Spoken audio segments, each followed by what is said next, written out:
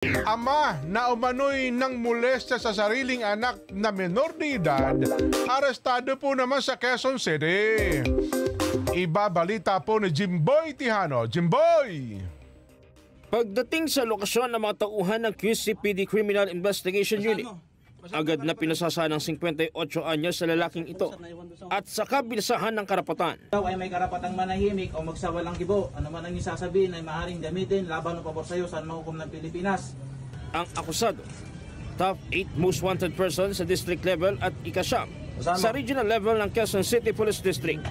Siya po ay naharap sa kasong acts of lasciviousness under Article 335 of the Revised Penal Code.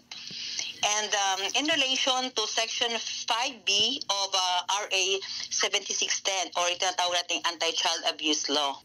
Ito pong insidente simula nung June 30, 2024, ayon sa salaysay ng biktima na assisted by her mother, ito pong accused ay tinatawag niya yung kanyang yung anak niya na biktima niya din sa isa room ng bahay nila. So tinatawag niya, kaya lang yung anak parang hesitant na pumasok, pero paulit-ulit siyang tinatawag nitong accused. And nung pumasok siya sa room ay doon sinimulan na po siyang hipuan sa masiselang bahagi ng kanyang katawan. Sa mismong bahay sa Barangay Holy Spirit, Quezon City, na aresto ang akusado.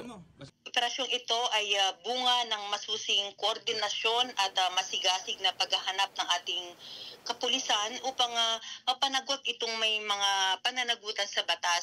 Nasa kustodiya na ng QCPD Cebu ang lalaki at nakapag-return of warrant na sa RTC ng Quezon City. Ang bilin ng abogado ko po, sa justice na ako magsasalita.